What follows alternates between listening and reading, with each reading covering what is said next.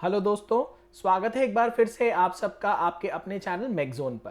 तो यहाँ पर इस वीडियो में मैं आप लोगों के साथ ये बात करने वाला हूँ कि बीटेक करने के बाद क्या हम डायरेक्टली टीचिंग करने के लिए जा सकते हैं या डायरेक्टली हम एकेडमिक्स में कूद सकते हैं, या क्या हमारे लिए राइट टाइम होगा कि हम एकेडमिक्स को ज्वाइन करें।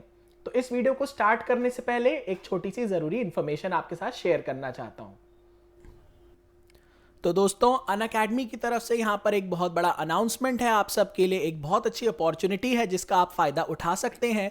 तो यहाँ पर 27 फरवरी को बैंक, एसएससी और रेलवेज़ के लिए एग्जामिनेशंस को कंडक्ट किया जा रहा है। एक तरीके का स्कॉलरशिप टेस्ट है अनअकैडमी के द्वारा, और यहाँ पर आपको अगर आप अच्छी रैंक लाते हैं तो यहाँ पर आपको लैपटॉप, स्मार्टफोन्स, वायरलेस ईयरपॉड्स और अनअकैडमी की स्कॉलरशिप्स जीतने का एक बहुत बेहतरीन मौका मिलता है। जैसा कि आपको पता है कि अनअकैडमी इंडिया का लार्जेस्ट लर्निंग प्लेटफॉर्म है और यहाँ पर आप पा सकते हैं अपने बेस्ट एजुकेटर्स द्वारा बनाए हुए बेस्ट कंटेंट, जिसको पढ़ने के बाद आप डिफरेंट गवर्नमेंट एग्जामिनेशंस की प्रिपरेशन को और भी ज़्यादा स्ट्रीमलाइन और स्मूथ बना सकते हैं।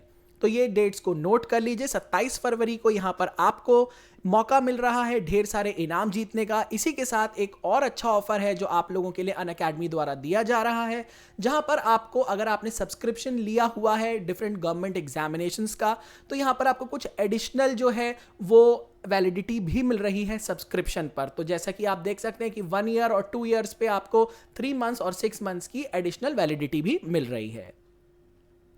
सब्सक्रिप्शन परचेज करने के लिए आप मेरा कोड MZ10 यूज करके 10% डिस्काउंट पा सकते हैं।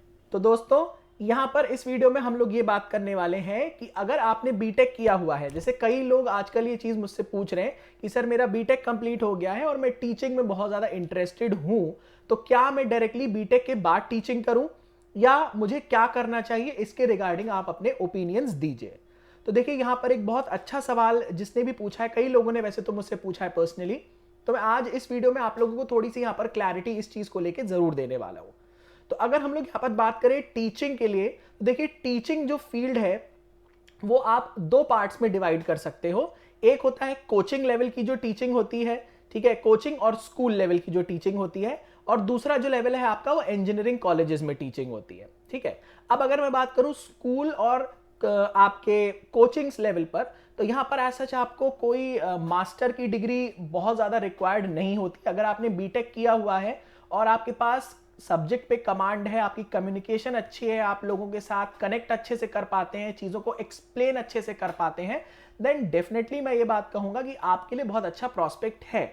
लेकिन यहाँ पर कई सारी लिमिटेशंस भी हैं। जैसे कि बात करें, अगर आप बीटेक के बाद डायरेक्टली कहीं ज्वाइन करना चाहेंगे, फॉर एग्जांपल आप किसी बड़े एजुकेशनल इंस्टीट्यूशन को ज्वाइन करते हैं, लाइक जैसे हम लोग के कॉलेजेस में कई सारे प्लेसमेंट्स के लिए आते थे, रेजोनेंस, आकाश, बंसल्स, और अगर आप ऐसी नेम्ड कोचिंग्स को अगर आप ज्वाइन करते हैं तो वहां पर आपको हो सकता है कुछ एक्सपीरियंस की रिक्वायरमेंट भी मांग ले, या हो सकता है एज अ फ्रेशर भी आपको अलाउ करेंगे ज्वाइन करने के लिए।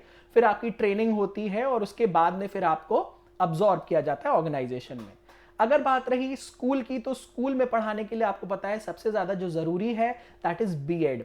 अगर आप बीएड नहीं है then it is very very difficult कि आप किसी स्कूल में ज्वाइन कर पाएं, क्योंकि जितने भी स्कूल्स हैं नॉर्मली वो बीएड को ही प्रेफर करते हैं।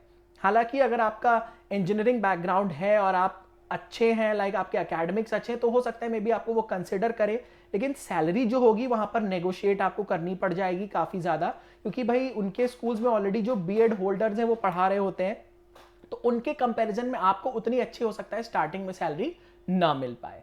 उससे बेटर आपका कोचिंग वाला सिस्टम होगा।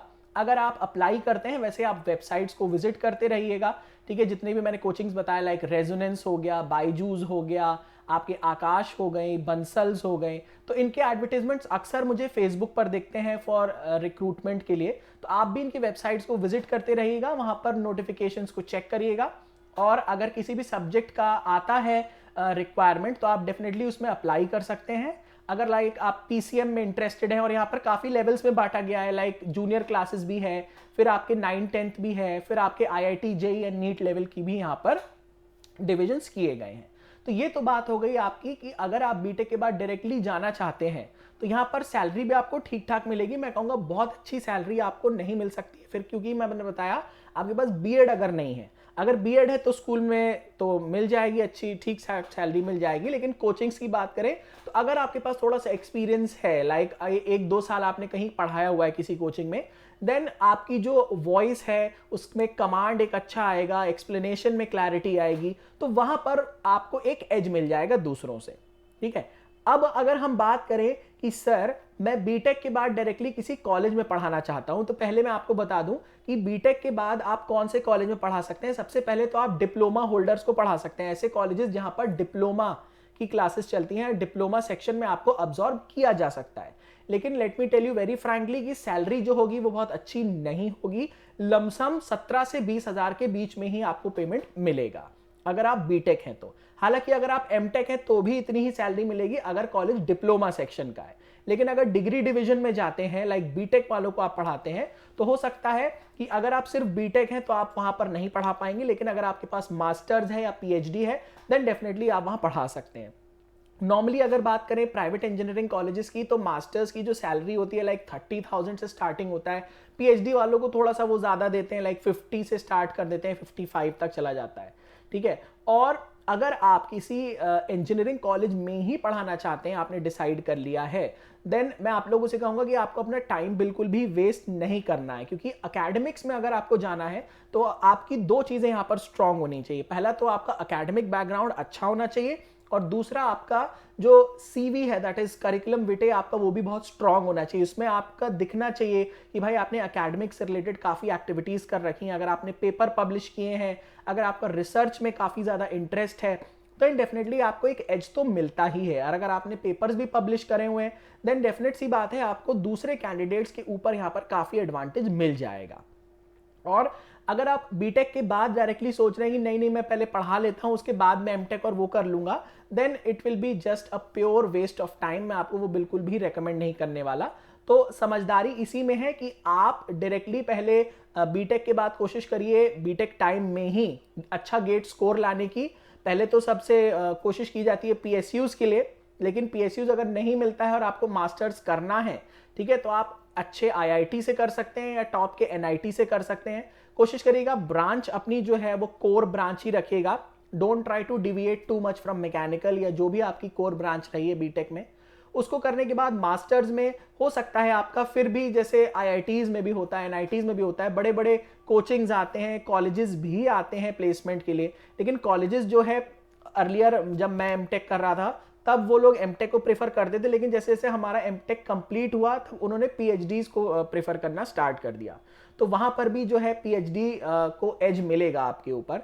देन अगर आपको पीएचडी करनी ही है, लाइक आपको एकेडमिक्स में जाना ही है, तो ये बहुत रिकमेंडेशन है मेरा स्ट्रॉन्ग कि आप एमटेक के बाद जितना जल्दी पीएचडी ज्वाइन करें उतना अच्छा। क्योंकि अगर आपको करना ही है then there is no point of wasting time. Time को वेस्ट नहीं करना है, किल नहीं करना है, क्योंकि टाइम एक बहुत ही ज्यादा इंपॉर्टेंट आपका एक फैक्टर है थ्रू आउट लाइफ। क्योंकि आपसे क्वेश्चन किया जाएगा कि भैया आपने ड्रॉप क्यों लिया, क्या कर रहे थे। तो नॉर्मली लोग कहते हैं सर मैं प्रेपरेशन कर रहा था, तो उनके दिमाग में एक ही फीडबैक जाता है कि अरे तो प्रिपरेशन कर रहा है ड्रॉप करके, तो सीधी सी बात है हमारी कंपनी तो छोड़ ही देगा इसका जब हो जाएगा।